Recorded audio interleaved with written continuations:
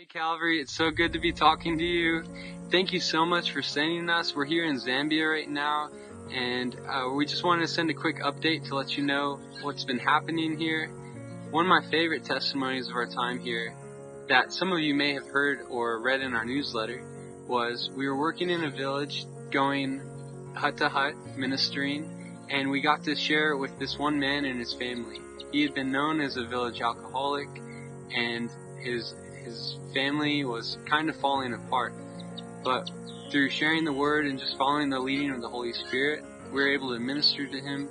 And by the end of it, he went down on his hands and knees and repented for drinking and other sins, and repented to his family for the way that he had been living and leading them.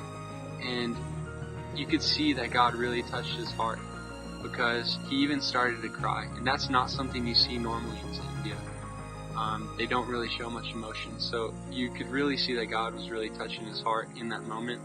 And even just as amazing, his wife actually turned to him and said, yeah, I've forgiven you. I've forgiven you from everything, which is also another huge deal here in Zambia, because unforgiveness is just a big thing that we're working against.